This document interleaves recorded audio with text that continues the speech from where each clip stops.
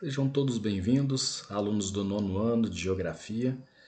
Nós vamos dar continuidade ao assunto que nós já estávamos vendo, o leste europeu e a organização da SEI, aula 2. Bom, na aula 1, nós falávamos um pouquinho sobre de como que a União Soviética havia se desintegrado. Falamos um pouquinho sobre a glasnost, a perestroika, os meios que a União Soviética tentava encontrar de não se dissolver e com isso fazer uma aproximação do mundo capitalista. Não deu certo, nós sabemos disso. Então, nessa aula a gente vai dar continuidade a esse conteúdo. Nós também sabemos que a SEI, Comunidade dos Estados Independentes, é uma organização confederativa que visa manter a unidade e a soberania dos Estados-membros, ou seja, cada país que era membro da SEI, que era membro dessa comunidade, desse bloco econômico, era um país independente, era um país autônomo, mas que tinha uma grande liderança que era a Rússia. Então daí eu marquei aqui com essas setas vermelhas, Belarus, Ucrânia, Moldávia, que são países que faziam parte da CEI e que pertencia aqui ao leste europeu.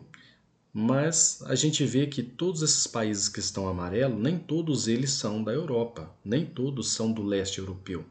Tem alguns, como é o caso aí do Uzbequistão, Cazaquistão, Turcomenistão, são países que faz parte também da SEI, mas que são asiáticos. Então, a Rússia, ela conseguiu unir vários países para formar essa comunidade dos estados independentes. A gente observa, por exemplo, que tem lá a Estônia, Letônia, Lituânia, que não quiseram participar da comunidade dos estados independentes porque eles preferiram integrar a União Europeia. E antigamente elas eram consideradas cortina de ferro e depois passaram para o sistema capitalista integrando a União Europeia. Voltando para os slides, a gente também percebe, nós já havia comentado o fim da União Soviética, mas eu acho interessante a gente abordar novamente de como que começou essa formação da SEI. Ela só foi possível com a desintegração da União Soviética. Mas vamos tentar lembrar aqui como é que isso foi possível. Nós sabemos que a União Soviética ela já não conseguia mais dar para os seus moradores aquela segurança e aquela perspectiva de uma vida boa como prometia o socialismo.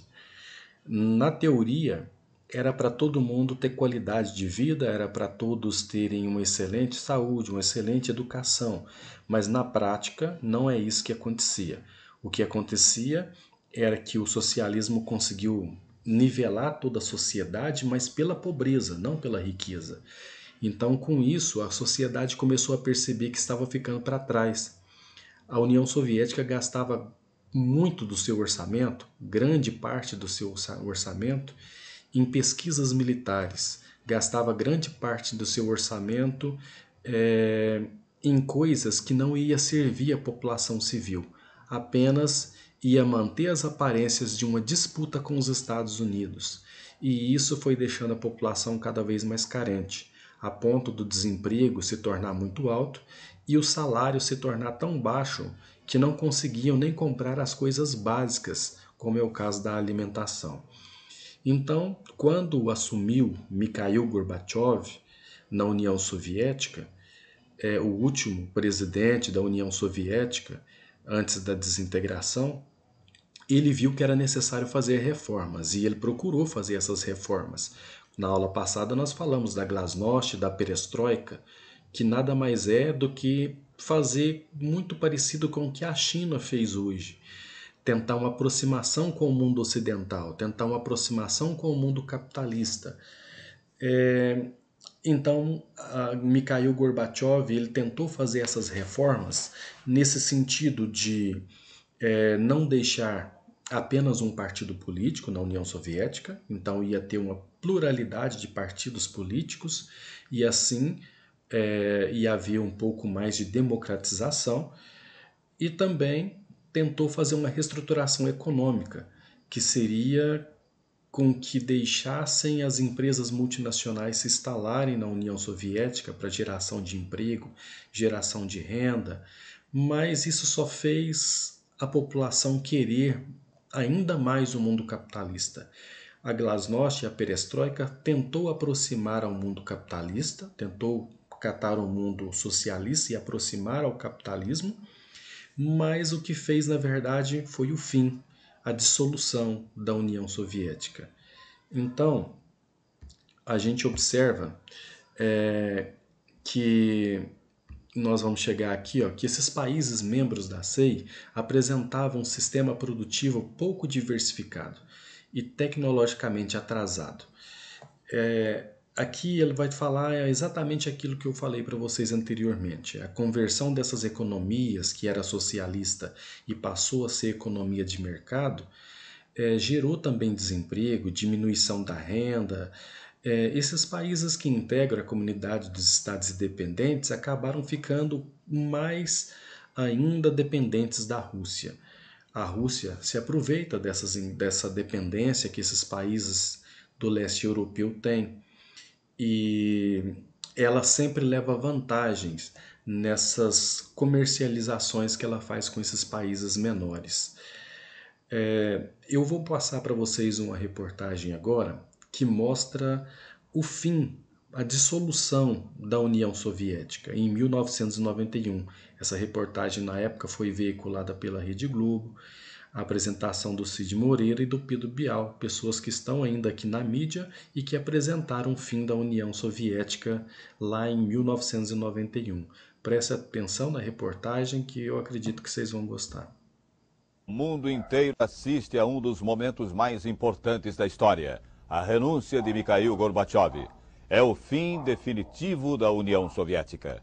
Vamos falar ao vivo de Moscou com o repórter Pedro Bial. Essa noite é a bandeira russa que tremula no Kremlin. E agora é Boris Yeltsin que detém o poder de decisão sobre um arsenal nuclear que pode destruir o mundo centenas de vezes. Mikhail Gorbachev se despediu do poder com um discurso rápido. Ele agradeceu aos que o apoiaram, ele reconheceu erros, pediu para que fosse revisto o processo de decisão que levou ao fim da União Soviética, ou melhor, ele lamentou o processo de decisão, mas ele disse que não se arrepende por um só momento de ter iniciado as reformas democráticas que acabaram assim, com o fim do comunismo e da União Soviética. A segunda Revolução Russa chega hoje ao seu apogeu. Esse 25 de dezembro é o último dia de 1917. Mikhail Gorbachev deixa 6 anos de poder com um discurso de 12 minutos. Gorbachev disse a 280 milhões de soviéticos que renunciava porque não podia admitir a divisão do país. Muito sério, Gorbachev fez uma análise dos anos que passou no poder. Recordou o sucesso da perestroika, que levou a liberdade para o povo soviético. Mas disse que os soviéticos ainda não sabiam como usar essa liberdade. Gorbachev falou ainda do final das tensões da Guerra Fria e acusou as forças reacionárias de impedir que muito mais fosse feito pela União Soviética. Gorbachev defendeu a preservação da União e disse que as consequências da nova comunidade de estados independentes eram difíceis de avaliar, mas que todos teriam que conviver com elas. Ele prometeu apoio à comunidade. No final do discurso, Mikhail Gorbachev disse estar preocupado em deixar o cargo, mas que acreditava na democracia. E agradeceu a todos os soviéticos. Meia hora depois do discurso, a bandeira vermelha com a foice e o martelo era retirada do Kremlin. Em silêncio, sem hinos e sem discursos, saiu de cena o maior símbolo de 74 anos de história da União Soviética. No lugar, subiu a bandeira vermelha, branca e azul da Rússia. O criador das reformas que mudaram a União Soviética acaba atropelado por elas. Mikhail Gorbachev, o 8º e último presidente do Império Comunista, entra para a história como homem que ajudou a acabar com a Guerra Fria e mudou a face do mundo.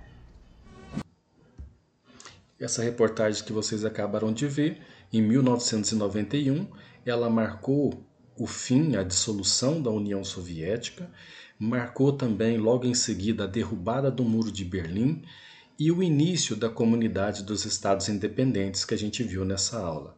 Eu espero que vocês tenham entendido e até a próxima aula.